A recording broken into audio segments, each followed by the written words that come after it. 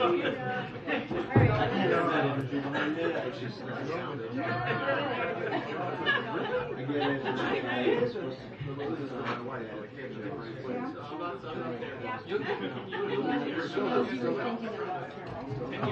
you, man. I saw. You speak Holland, ask your question.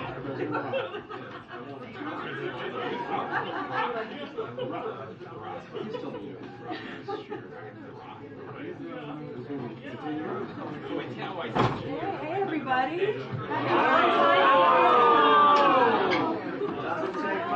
Only one each. There's only one each. There's one for everyone in the room. So share. As your mom told you, sharing is caring. So share. Are you asking us to be your Valentine? I mean, I'm open. I have a slot. Happy. The question is, do you want to be my Valentine? I don't know about that. All right, I do have to give credit to Robbie. He's the one who got the cookies, so thank you, Robbie. He comes in for the cookies. Turkey Day, whatever, Thanksgiving Day, he got cookies. Anyway, good afternoon, everybody. Happy Valentine's Day, happy Galentine's Day, happy Anti-Valentine's Day, however you celebrate. We appreciate you and we welcome you. So as many of you saw, the Super Bowl was a great game. While the First Lady and I were rooting for Jalen Hurts and the Eagles, as you all know, I do want to congratulate Kansas City on their big win. And a bet is a bet. I'm not sure if any of you were following this. I did get into a bet with Representatives Davids and Cleaver. So they have some Philly cheesesteaks coming their way from me. But please don't tell the First Lady. Shh, don't let her know that I'm sending them Philly cheesecake. But on a more solemn note, we did want to address a couple of things. The day today, yes, it's Valentine's Day, but it's also a day that we commemorate what happened 5 years ago, and also what we saw transpire last night. So this morning, the president addressed the epidemic of gun violence that continues to devastate American communities. Today marks 5 years since a gunman took the lives of 14 students and 3 educators at the Marjory Stoneman Douglas High School in Parkland, Florida. And once again, our country is mourning 3 Michigan State University students who were killed in a shooting last night. Today, the President and the First Lady are praying for these young victims and their families, the broader East Lansing and Lansing communities, and all Americans across the country grieving as the result of gun violence once again. We are especially thinking of all of the injured victims who are fighting for their lives today, as well as the survivors of the shooting. During a lengthy, active shooting situation, they feared for their lives. They will carry that experience with them through the years ahead. And as the president said today, is enough. The president has taken action to combat the epidemic of gun violence in America, including a historic number of executive action, but he believes more work needs to be done.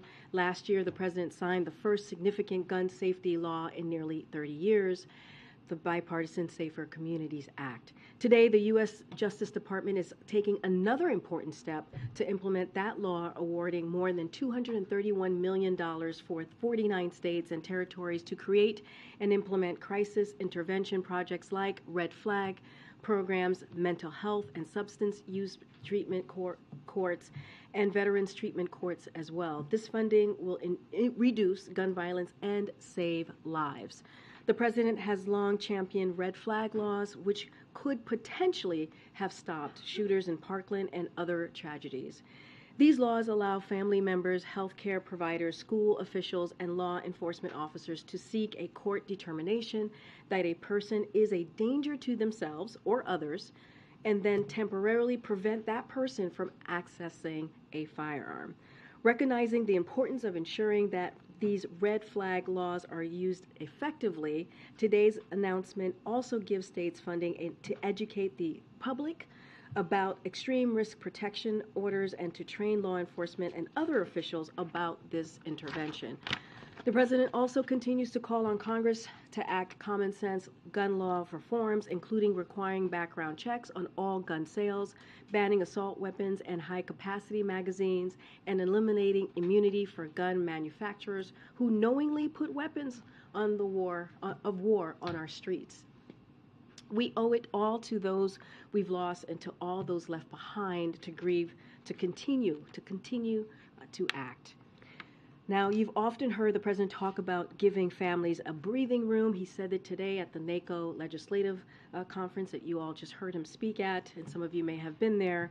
And today we have some progress on what can be one of the most financially sophisticating things families face: medical debt and high healthcare costs. Today, CFPB has released a new report that shows that the number of Americans with medical debt on their credit card reports fell by 8.2 million from the first quarter of 2020 to the first quarter of 2022.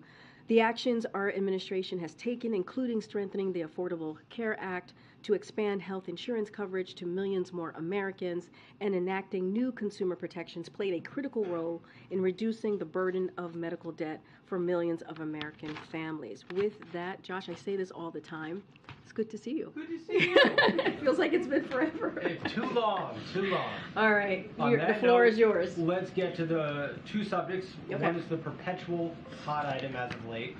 The U.S. shot down 3 objects from the sky that are now deemed to be benign. Louisiana Senator John Kennedy says they can't find the pieces.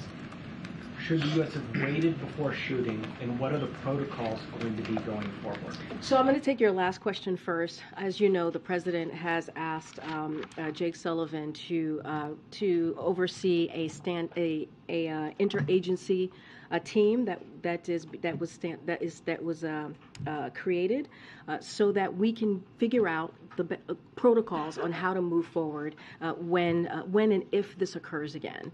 And so I believe my colleague from the National Security Council, the Admiral, spoke to this moments ago at 10 o'clock during his gaggle and talked about how we'll have more protocols to share later this week. So there is, again, a interagency team that's going to look at this process, look how we track, look how we decide to take action, and see if there's anything else that needs to be done. So there will be updated protocols, if you will, by the end of this week. So that's that question.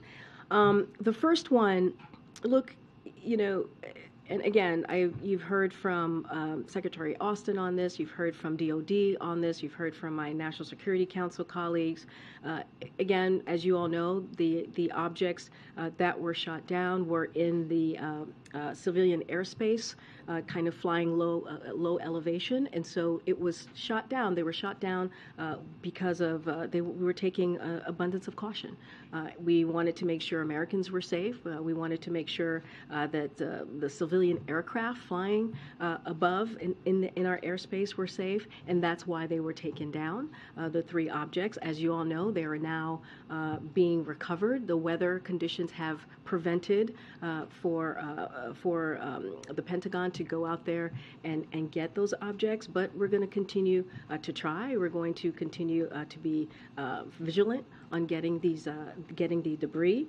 But in the meantime, as you just mentioned, the benign statement, the intelligence community did say that they are considering or looking at this to be potentially benign. But of course, we want to make sure that we get the objects so we can actually, or the debris from the objects, just to be more clear, so we can get a sense of what the objects were for certain. And then secondly, on CPI, numbers came out today that show a monthly decline in real wages as well as an annual decline in real wages. Administration officials have said growing real wages is an important marker for the economy. How do you view the setback in today's numbers? So a couple of things. I do want to say that what we have said many times is that we believe that the president's The president's economic plan is indeed working, and it's giving people a little breathing room. You heard me say this at the top, how we have seen, the plan actually working. We're seeing inflation moderate just a bit, as we've seen the last couple of months, and that is important. And the way that we see things moving forward, we believe that it is important to continue to work, to finish the work that the president has started. And that's what you heard from him very explicitly just a couple of days ago, just last week, when he talked about the State of the Union and how he sees the economy and the progress moving forward. So two things on the wages, as you're asking me specifically on those pieces as it relates to the data. Real wages are indeed up over the last 7 months, which is important since trends are always more useful than 1 month's data, as you know. I know this is something that you follow closely, Josh. And the second thing is real weekly earnings are up over the last month. So we continue to make progress fighting inflation. As the president said earlier today, his unwavering focus is on continuing to lower costs for families, and that's going to be our focus. We're going to continue to do that. That's why the Inflation Reduction Act is so critical, is so important, and we're going to continue to fight for the American people and meet them where they are. Good. Thanks, Karine. Going back to the intelligence community's conclusion, what led them to conclude that these objects could very well be benign? So, not going to get into the kind of the intelligence community process. What I can say is that they are considering. There's strong consideration that these objects are indeed benign, but just not going to get ahead of their process here. Senator after senator at this all senators briefing this morning wanted to know when the president is going to come forward and speak to the American people. I mean, the U.S. does not shoot objects out of the sky every day. Why hasn't the president come forward and spoken to the American people about this? So I know your colleague asked my colleague this earlier today during his gaggle. And look, the president is taking this very seriously, and he's receiving briefings regularly from his national security advisors, and he's going to continue to do that. We are sharing as much information as we can, as possible, but we do want to make sure that the American people understand that there's no need to panic. The president took this action, as I mentioned earlier, because the objects were indeed flying at lower elevation, and they were in civilian airspace, and we wanted to make sure that we protected that airspace. But again, we want to also make sure that the Americans are do not panic during this time. A question about the process. Can the Pentagon shoot down an object without presidential approval, or does he need to give his okay first? I can tell you this process and what occurred during the three objects, and also, as you know, the Chinese surveillance balloon. The president was indeed very involved, and the president listened to the recommendations clearly that he got from the Pentagon, and he took action as commander-in-chief. I don't have anything further beyond that on any other protocols or how it's normally done. But I can say we also, the standing up of this interagency team is going to help provide us, give us some additional protocols on how to move forward on these issues. And then just a question about the salvage operation. I know that the teams haven't been able to get to the debris yet. Have the salvage teams been able to locate the debris? That's a really good question. I would have to refer you to the Pentagon on this, on the specifics, if they've been able to locate it. What we know is the weather conditions have indeed prevented them in these three locations to actually retrieve the debris. But again, there's intensive operation underway. We want to make sure that we get the debris from the object. We believe that it's important for us to do that. The president believes it's important to do that. Just don't have anything further on that. Go ahead. Not to belabor this point, but on the criticism of coming from lawmakers that the president hasn't spoken out more on this, should we expect to hear from him at some point, or is part of the reason that we're not hearing from him because, as you said, people shouldn't be panicking? Is there a concern that the president? I don't have any announcement or anything to preview on a potential remarks by the president. What we're trying to do here is provide as much information as we can. The president clearly has been briefed on a regular basis on this, on a daily basis, on what has occurred in the last 10 days or so. But I just don't have anything to preview as to if the president's going to be speaking on this in the upcoming days. And on another issue, on gun violence in this country, the president again today is calling for Congress to pass an assault weapons ban. We heard him make that same argument rather passionately during his State of the Union address. Beyond using his bully pulpit, what is the president or this White House doing behind the scenes, especially since the State of the Union? I mean, have there been meetings with stakeholders, calls with lawmakers? I think Americans, want to know if there's more to this beyond just sort of talk and keeping it up publicly. So look, the president's not going to give up on this, right? He's going to keep at it. He's going to make sure that we keep the American people, American families, American communities safe. Now, if you remember, if you look at the last 2 years, this is a president that deserves a lot of credit. We've gotten a lot of things done. If you think about the executive actions that he took, more executive action than any president at this time, that's because he took this seriously. And he's changed the conversation, the landscape on how we talk about gun violence. And this is not just the last couple of years. This has been since he was senator. We talked about the assault weapons ban. He did that in partnership with Senator Feinstein. And let's not forget, when that got passed, we saw gun violence go down significantly. So all of that matters. And we just announced for what the funding from DOJ as it relates to red flags. And as we know, when that is enacted, the more than $231 million in grants is going to help cities and states across the country. Because when you enact the red flag laws, we hear from lawmakers, we hear from state officials that it actually can save lives. It actually can work. And so all of these steps are crucial. They're important. This is a president that has been a long time champion when it comes on fighting gun violence. And so look, we're not going to stop. We're going to continue. But I would happily argue, and I think many others would agree with me and would agree with us, that this is a president that has done more on this issue than many other elected officials. It obviously was a very different political environment when the assault weapons ban was passed many years ago. When you say the president's, you're keeping at it, what does that look like? Because in reality, I think we all know, an assault weapons ban doesn't really seem realistic right now. Well, as you know, I mentioned at the top that there was a bipartisan, as you know, the Community Safety Act that was passed. Many people said that wouldn't happen. And 30 years later, after 30 years, we were able to get that done. So he's going to reach out. We're going to reach out to those very members, those congressional members in Congress, and see what's the next step that we can take. But again, we have the votes on our side. The Democrats have the votes on our side to get this done. So Republicans have to meet us at the table and get this done. Thanks, Karine. I've looked at this, but the timeline in terms of the interagency group agreeing on protocols or having a better idea on protocols. What is that exactly, and will those be published? Will it be public? Will they be talked about or presented? You'll definitely hear from us when those protocols are completed or laid, and we'll lay those out. I believe my colleague mentioned later this week. You'll hear what those protocols look like from this interagency team, and so we'll have more to share by the end of the week.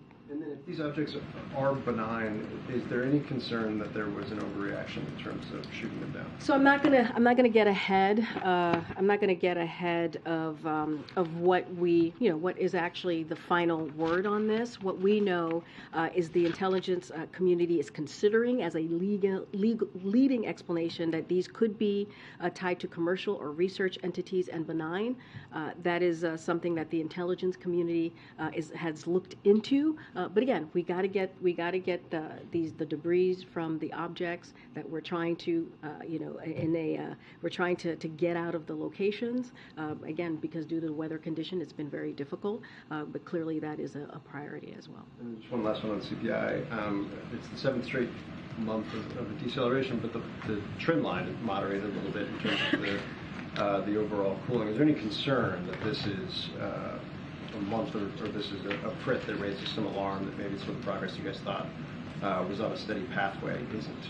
So a couple of things that I do some top lines that I want to read out. The annual inflation fell for seven straight months. Inflation came down for groceries and food at home last month. Gas prices are down about $1.60 from their peak.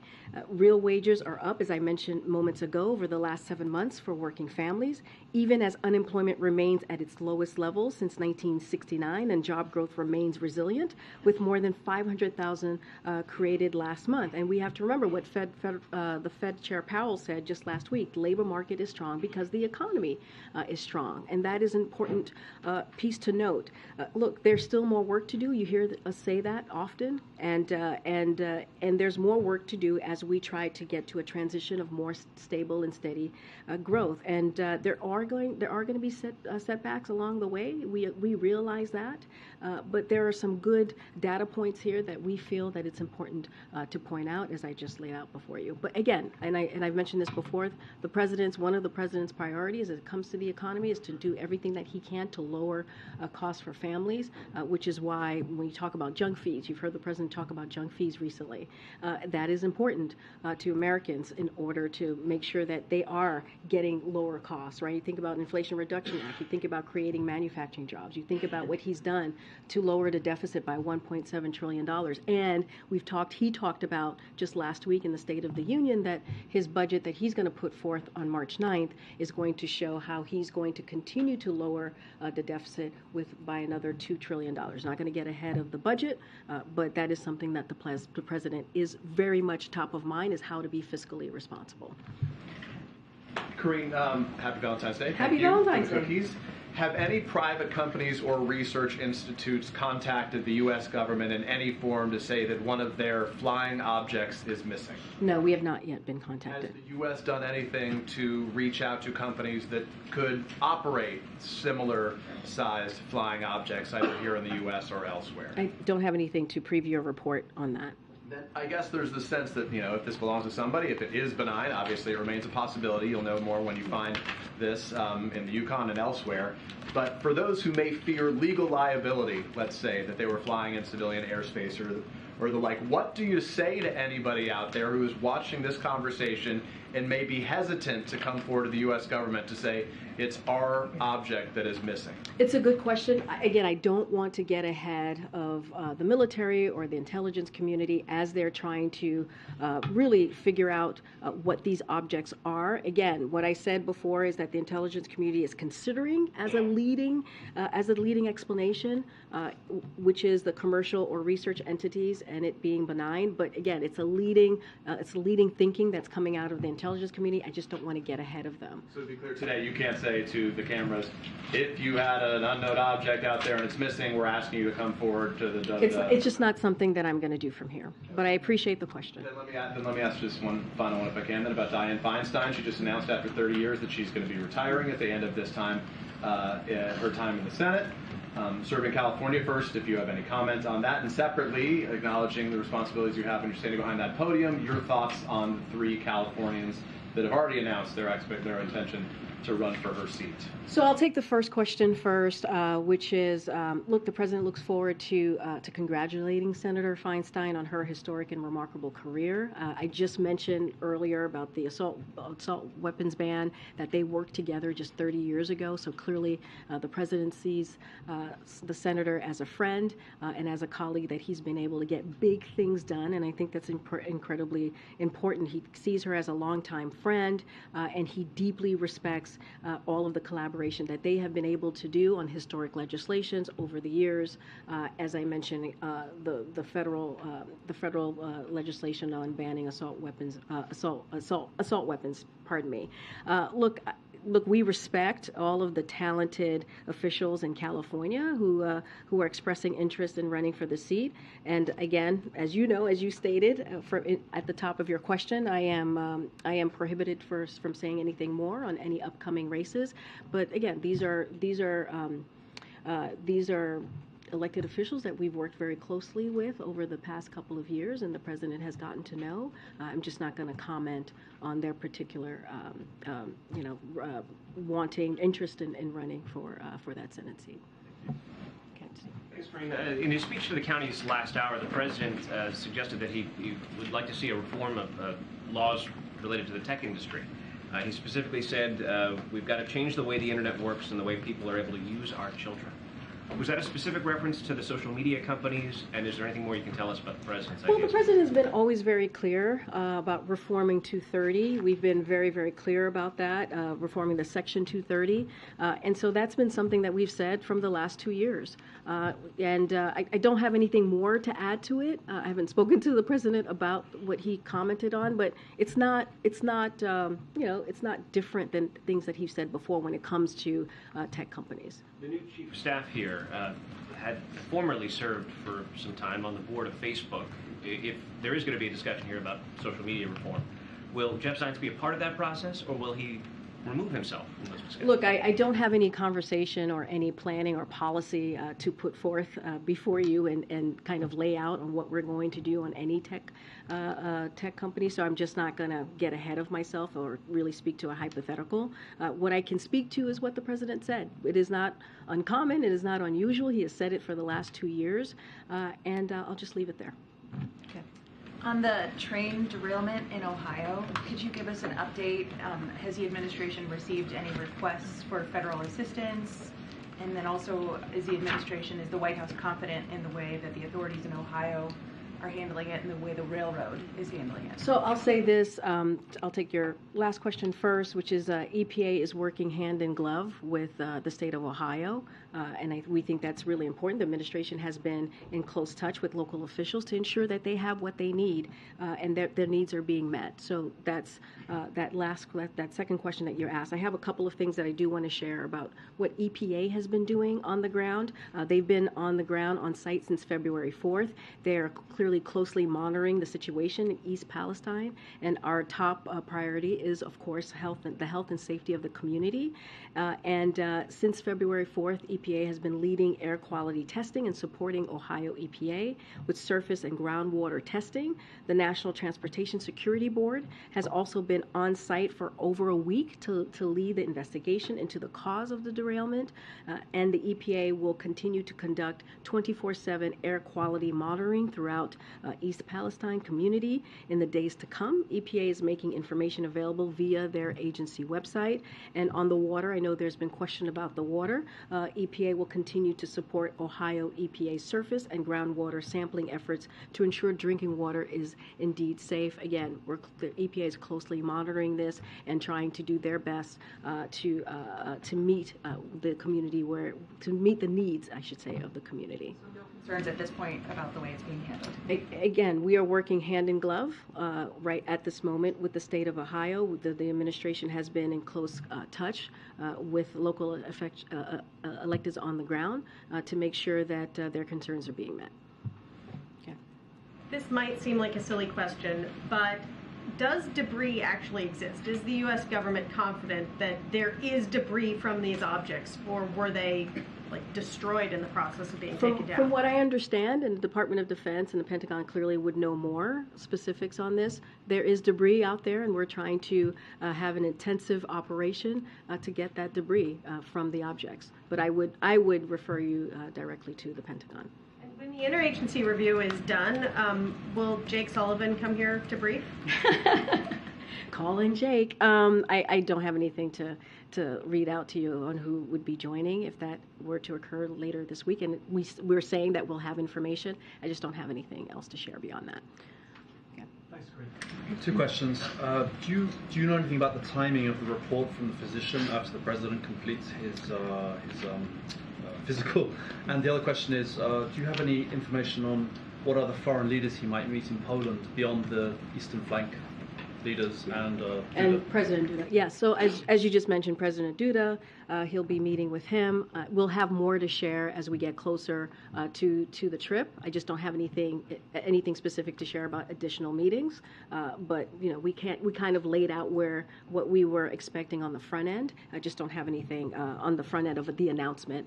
Don't have anything more to share. But of course, as you know, as we normally do, we will share more as we get closer to the date. So I know many people were asking if the physical was still happening because we didn't have it in the week ahead. We don't normally put, as you know, than when we did it in 2021. It was not on the week ahead or on the schedule, so that's why it wasn't there. The physical is indeed going to happen on Thursday. There have been no changes, and you can expect a memo from the physician will be released publicly in the same manner as it was in 2021. So we will do our best to get that all to you. Again, we want to be transparent. We want to make sure you have the information, and it will be coming from the physician. So it'll be the same way we did it in 2021. We'll do it in the same way this time around.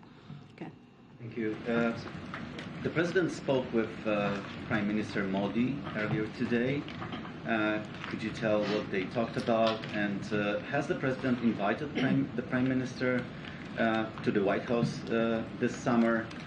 And on a lighter note, is the president celebrating the Valentine's Day? Okay, so I'll take the easy question. I have a readout of Modi call.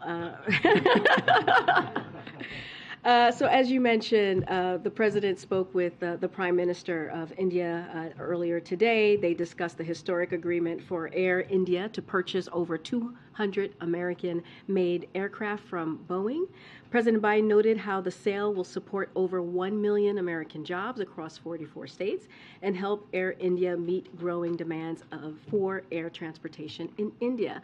They also discussed the importance of the strategic technology partners between India and the United States, and the two leaders reaffirmed the strength of the U.S.-India relationship and committed to continue working together and in groups like the Quad to advance economic growth for our two countries and expand cooperation on their shared priorities. I do not have a trip or a meeting to announce at this time, and so I'll just leave it there. But they had a very good discussion.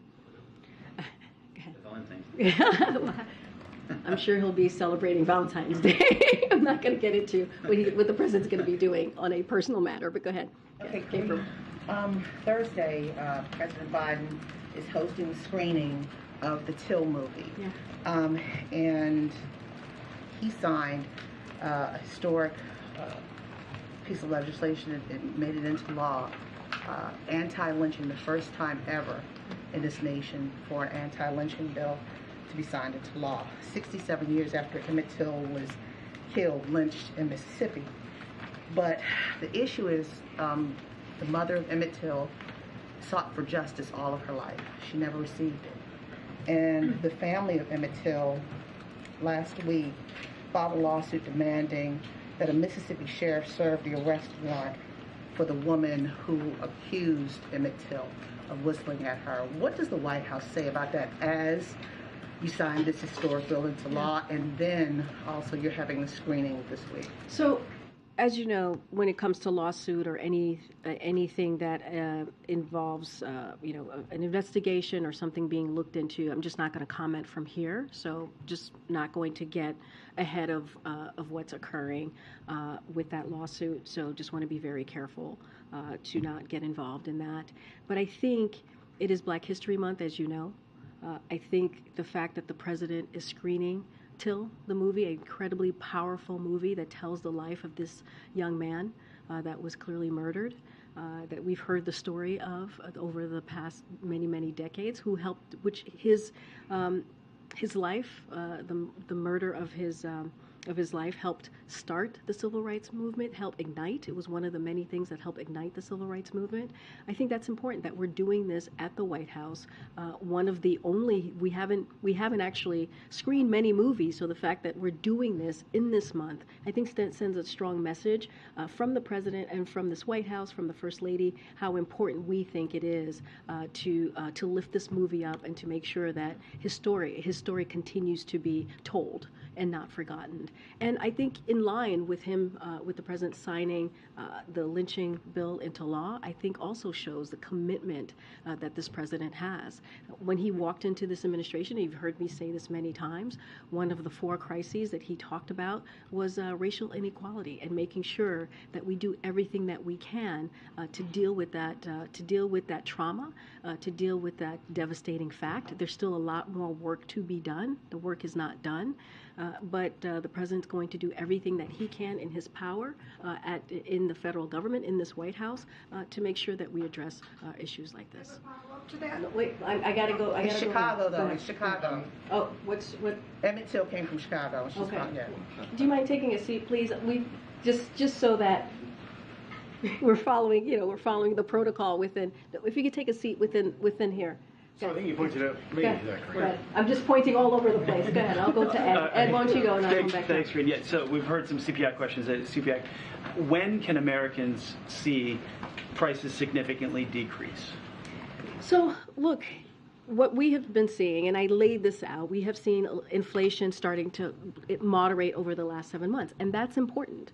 That's important because, again, the president's economic plan is indeed working, and he's taken some historic steps. We talk often about the gas prices going down to about 160 per gallon. That's because the president took historic steps to see that happening. The last time we saw a peak in gas prices was this past summer. And so, again, the president's going to do everything that he can to make sure that we're lowering costs. Inflation Reduction Act, we just saw in January how insulin, because of the Inflation Reduction Act, how insulin's going to be capped at seniors at $35. That's because of the Inflation Reduction Act. That's what the president signed into law this past summer. We're going to continue to take the actions to lower medical costs, again, from the Inflation Reduction Act. Very important here. So the president's going to continue to take action. We're always going to look at the data points as they come out from CPI or any other piece of data. And we know there's still more work to be done to get it to that steady and stable growth, as you hear talk about. And sometimes there may be setbacks, but that's not going to prevent the president from doing everything that he can to lower costs. And we have seen that. I want to ask about the Phase 1 China trade deal. 3 years ago today, that Phase 1 trade deal went into effect, and China has basically ignored that deal since President Biden has gotten into office. Is the president going to enact the enforcement mechanisms that were written into that deal? Well, look, you said China has ignored that deal, but we have to be clear here that the previous administration's Phase 1 deal, it's their deal, right? Let's not forget that. It's not ours, it's theirs, did not meaningfully address our fundamental concerns with the PRCs, trade practices. That is just a fact. The PRC did not meet its commitment even in the first year of Phase 1 deal going into effect during the Trump administration. Again, Phase 1 was under the Trump administration. So we are focused on defending American economic interests in ways that will work, including in coordination with our allies and partners through initiatives like the Trade and Technology Council and the Indo-Pacific Economic Framework, and by investing more at home through the Bipartisan Infrastructure Act, through the CHIPS Act, and through the Inflation Reduction Act. Those are all part of the president's economic policies that has actually helped build an economy from the bottom up, middle out, and also bring manufacturing jobs back home. That's how we're addressing this, because Phase 1 did not work. It did not have a meaningful purpose. Again, it was started in the last administration. Okay, Michael. So two more balloon questions. The National Weather Service website here says that 900 the weather balloons are released around the world from 900 locations twice a day, every single day of the year, including 92 released by the National Weather Service in the U.S. That they fly for at least 2 hours a day, drift as far as 125 miles, and cover and rise up to 100,000 feet above the ground. If it turns out, as it looks like, that the president and Mr. Trudeau sent Top Gun fighters to blow weather balloons out of the sky, does the president regret that, and is he embarrassed by that? I'm not going to get ahead of of any final decision. We just don't know yet. We actually just don't know. And as I've said, as my colleague has said from NSC, it is in consideration that could be the leading explanation here. Again, is the president embarrassed by that? The idea that you would take hundreds of thousands of dollars of equipment? Michael, let me answer the question. I don't think the president should be embarrassed, right, by the fact that he took action to make sure that our airspace, civilian airspace, was safe. I don't think that he should. I'm sorry. No, but I'm answering the question. I am answering the question, right? The president took action because we did see that these objects were in the airspace of civilian airspace, and so to protect the civilian airspace, the president took action. He took recommendation by the Pentagon to take that action. I don't want to get ahead of what will be the final analysis, right, of what the objects may have been or may not have been. So don't want to get into a hypothetical here.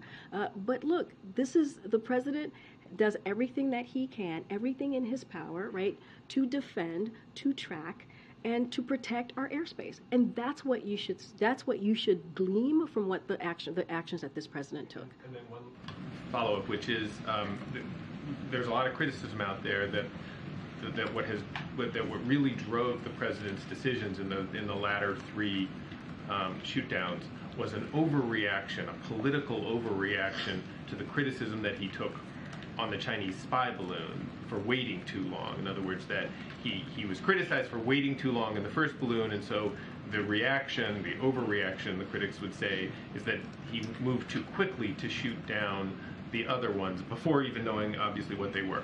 How do you guys respond to that? I'll respond to it this way. Two different things, right? The Chinese surveillance balloon, completely different operation, if you will, a complete different situation, if you will. It was a balloon, as you all know, that was a Chinese surveillance balloon. The president's number one thing was to make sure that we kept American civilians safe. He took recommendations from the Pentagon, who said that we should follow the path. And he agreed, they followed the path, but he also said the moment that they can to shoot it down, and that's what occurred. But let's remember what happened while the balloon was on its path. We were able to collect data from it. We were able to protect our security data on the ground and learn from the Chinese surveillance balloon. That's what we were able to do. And when it got over an area where it was safe, where we were able to collect, because we are collecting the data that's on the debris, right, that's on the ocean floor, and learning more about its capabilities. And when we were able to do that, they shot it down. And so we're going to learn a lot more because of the action that the president took and because of the action that the Pentagon took, right, with the recommendation that they provided with the president. So that's a different scenario. It's not the same. And as I just mentioned, with the objects, they were in civilian airspace. So the president took action to protect our civilian airspace. The elevation was a little bit lower, and he took that action. They were in the civilian airspace with two different dozens, scores of balloons that are also in the civilian airspace every day. I hear you, and I know that you just read me the national weather data or numbers of balloons. I get that. I don't know those numbers. That's the first time that I'm hearing about them. I appreciate you sharing it with all of us. But what I'm telling you is what I can give you from our vantage point, how we move forward. The Chinese surveillance balloon was very, very different than what we saw with these three objects. Okay. Yeah, Karen. Thanks, Karine. Back to the train derailment. After that incident, the AFL-CIO sent the Federal Railroad Administration a letter requesting an industry-wide adoption of a confidential closed call reporting system. They say that the workers need to be able to report near misses without a fear of retribution in order to increase the overall safety. But there are 7 Class 1 railroads that refuse to adopt it. Where does the White House stand on this? That's a very good question. I have not heard about the letter, so I would need to check in with the team about the letter and what it says and how we're going to potentially respond or how we feel about the comments or the request that you just laid out. I just don't want to get ahead of the team, and so we'd have to check in with them on this. Speaking, the idea of a system like that, would the administration think that would have prevented an incident like that? Again, I just want to be really, really careful here and not get ahead of whatever discussion or policy or decisions that might be considered from here, and I would need to talk to the policy team. Again, I want to make sure that just to get back to what I said before, the EPA is closely monitoring the situation that we see in the community, and our top priority is the health and safety of the community. So don't want to get ahead of what's currently happening. Go ahead, George, in the back. Yeah, two follow-up questions on the train derailment. Should the Obama era rail safety braking rule, the better braking technology rule that the last administration knocked out, should that be reinstated? And secondly, beyond EPA testing and so on, what is the level of the President's concern about human safety in Northeast Ohio and East Palestine now that animals there are dying from the toxic gas? Again, I just want to be really mindful. I know that we're monitoring the situation. I can tell you that the President has been briefed on this, and just don't want to get ahead of what's currently happening on the ground, or the reports that we're hearing. But again, I just laid out what the EPA has been doing for about a week. They've been on the ground testing the air quality. They've been talking to locals on the ground, trying to meet their needs at the moment. I just don't want to get ahead of any specifics here because, again, we're monitoring closely. Some sense of whether there's a sense of urgency or concern about human life.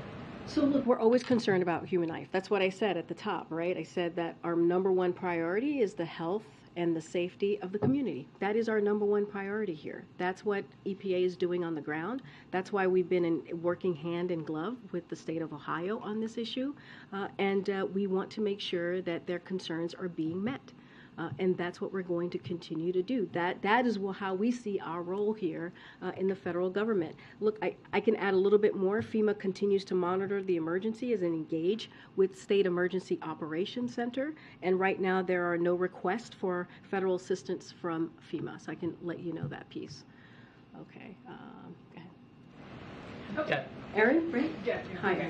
Erin. Can you say if the White House has any reaction to the censorship by the Indian Prime Minister of the documentary that was critically listed? Say that one more time. Can you say if the White House has any reaction to the documentary that the Indian Prime Minister censored? The BBC documentary? I don't have a reaction to that for you from here. Okay. Yeah. Okay. Thank you, Karine. Just real quickly, when the interagency effort comes up with its recommendations later on this week, will you be releasing those to us or talking to us about them? So we will definitely have more to share later this week on that. I don't have a vehicle or how it's going to be shared to all of you, but clearly the President thought it was important to get this done. That's why he asked for this to be stood up, and that's why he asked for Jake Sullivan to run this process. I just don't have anything else. We will have more to share later this week. I just don't have like a vehicle on how that's going to occur. Is that part of what the President is waiting for and before he talks to the American people about this? No, I just don't have anything to read out or to share about a statement or remarks from the President. Again, he takes this very seriously. He's being kept updated on a regular basis on this, clearly, but just don't have anything to share. On the missile that missed over and is now bottom of Lake Huron, will there be a recovery effort? There was a Congressman, Chris Stewart, on the Intel Committee who expressed some concern that there's highly classified information on those missiles, even if it's been, rendered not armed anymore. I would refer you to the Pentagon. Go ahead, Chris. Does the President agree with my former Vice President Mike Pence's decision to resist a grand jury in the case of So you're going to love my answer. Because this is a criminal investigation, an ongoing investigation, I would refer you to Department of Justice, just not going to respond from here. But does he think that it's I hear your question, the proper Chris. thing to do? I hear the question. I'm just not going to respond from here.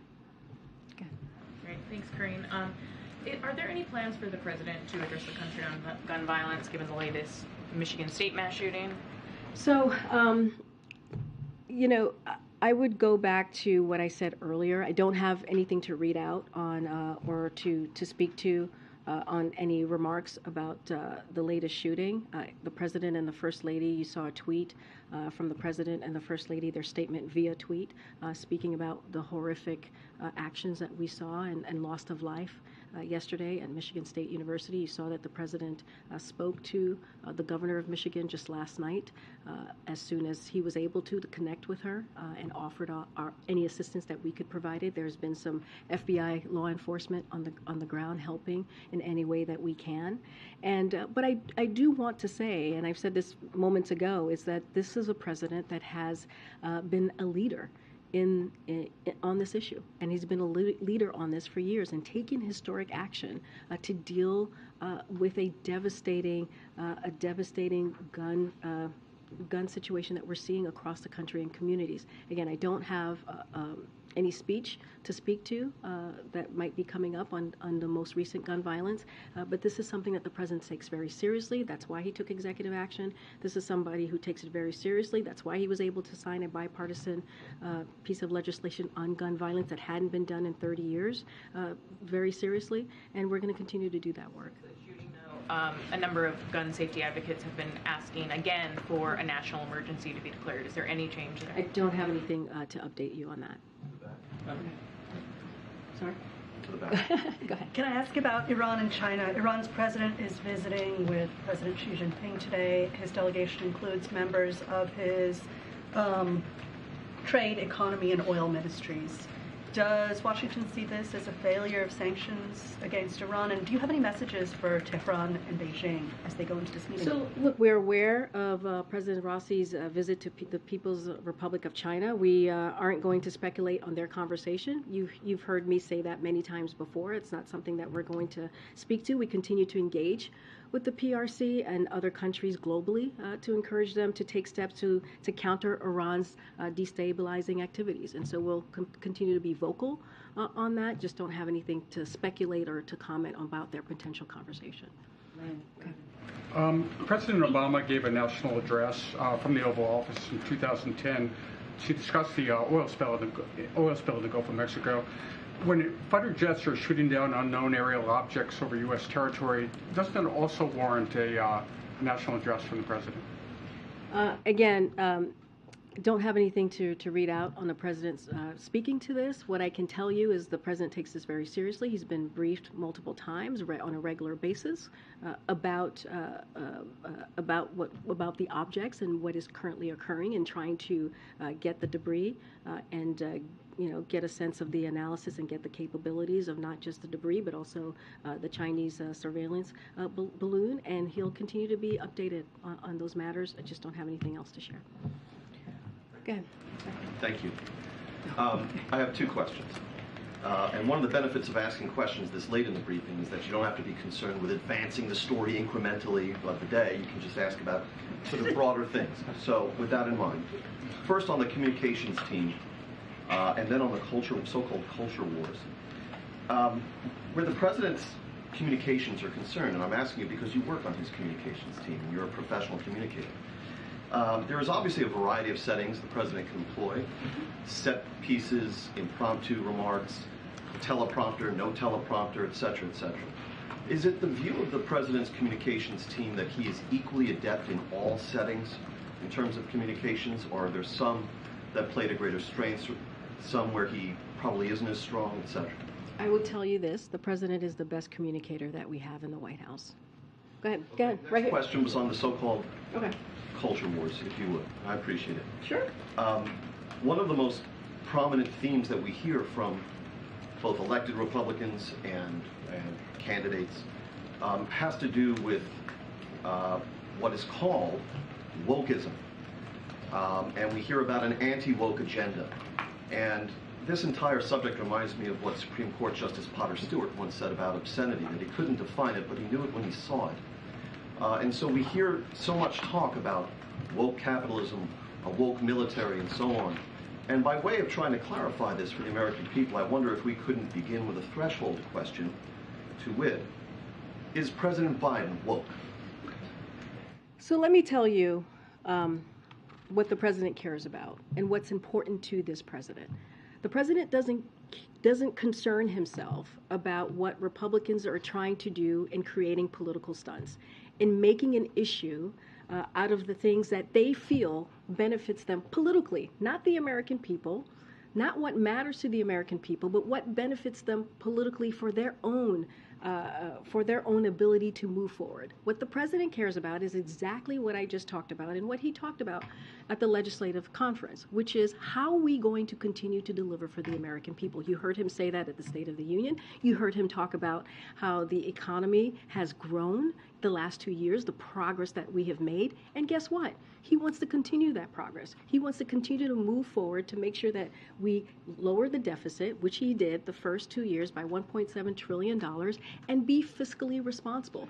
But he wants to work with Republicans on how we are going to continue to deliver, how we are going to build on the economic progress that we're seeing. That's not what they want to do. What they want to do is they want to cut Social Security. What they want to do is they want to cut Medicare, and they want to take us back and not actually deal with issues that matter to the American people. Can you imagine? Can you imagine if you're an American out there and you hear your congressional member talking about how they want to cut Social Security, talking about how they want to cut Medicare, something that you have worked very hard for many, many years and paid into so you can get those programs. But yet, that Republican senator who we've been talking about from Florida has continued to talk about how they want to sunset these programs. That's not what we're about. We're about fighting for these programs, and that's what you're going to see from the president, and that's what he cares about. Go ahead. Thank you very much. I have a follow-up to April's questions about the till screening because, as you probably know, this is very important and a signature issue for Chicago. And I want to know then, if you're going to have anybody from the Till family or the Till orbit attend a screening, I know that when the bill was signed, it was almost a historic gathering of people who were cousins, relatives, and others associated with Till.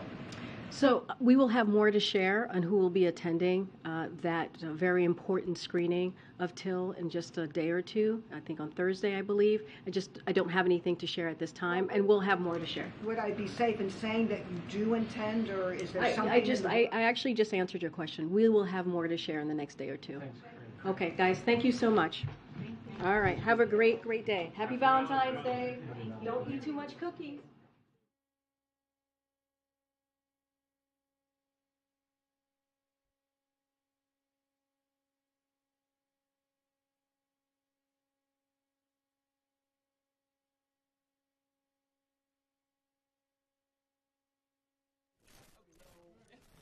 Yes.